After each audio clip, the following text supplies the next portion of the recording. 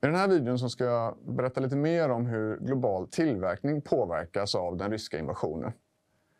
Det här är del 2 av 3 videos där vi gräver lite djupare i de olika konsekvenserna. I del 1 så pratar jag om hur den svenska handeln påverkas av kriget. Och i den här delen ska jag via ett case försöka förklara hur global tillverkning kan påverkas av vad som just nu sker i Europa. Från den första filmen om hur Sveriges handel påverkas så pratade jag en del om siffran 1%. Ni kanske kommer ihåg att 1% av den svenska exporten av varor går till Ryssland och ungefär 1% av den svenska importen kommer från Ryssland. Samma sak för vår tjänstehandel ungefär.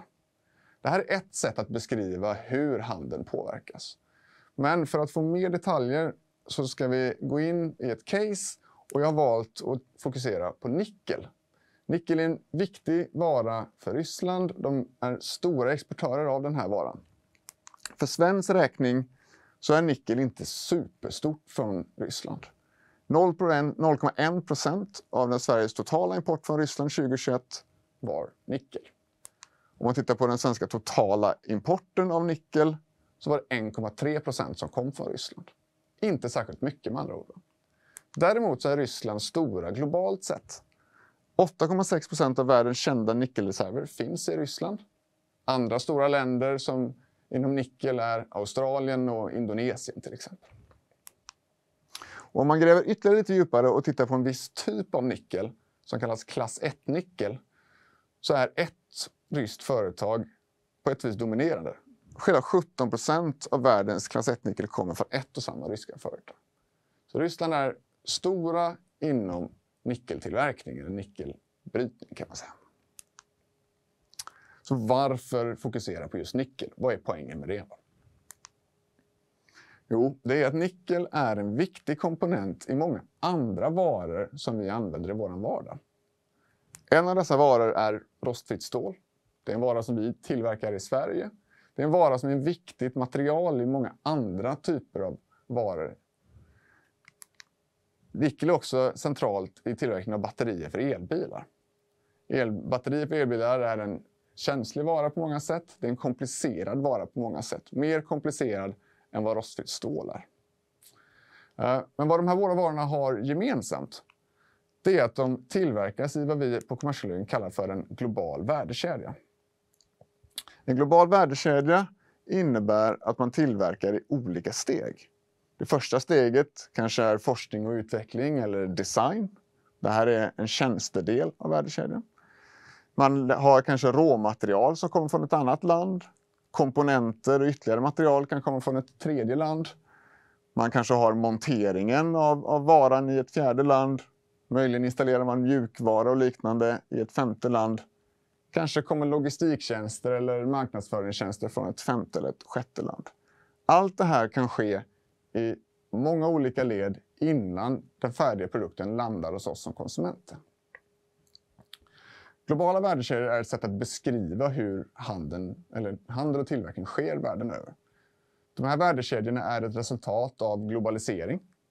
Att det är lönsamt för företag att lägga en viss tillverkning i ett visst land.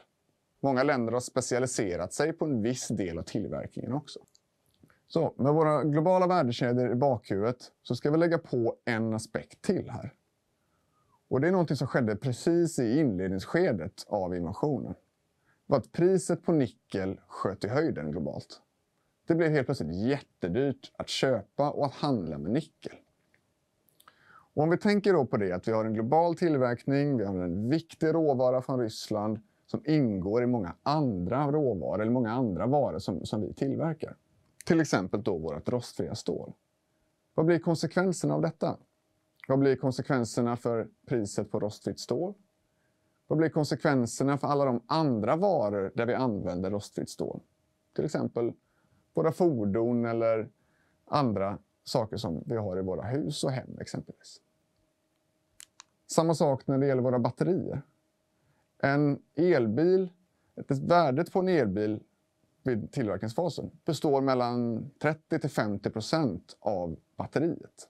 Så batteriet är en absolut central komponent i en elbil. Om vi har ett högt nickelpris och vi har en osäker tillgång exempelvis, Vad innebär det för tillverkningen av batterier och i sin tur för tillverkningen av elbilar? Vad innebär det för priset på de här varorna i slutändan för oss som konsumenter? Alla de här aspekterna är viktiga att bära med sig när man tänker på konsekvenserna av vad som just nu sker i Europa. Det kan vara så att vi tittar på siffran 1% och tycker att Ryssland är inte så himla viktigt för svensk handel. Men när man gräver lite djupare, som det här exemplet visar, så förstår man att allting hänger ihop. Ingen part, inget land, inget företag kan riktigt helt och hållet isolera sig från det här. Antingen genom att priserna på en viktigt råmaterial helt plötsligt går upp eller går ner snabbt. Eller att en insatsvara som stål i sin tur påverkar priset i tillverkningen av en annan vara som vi som konsumenter tycker om.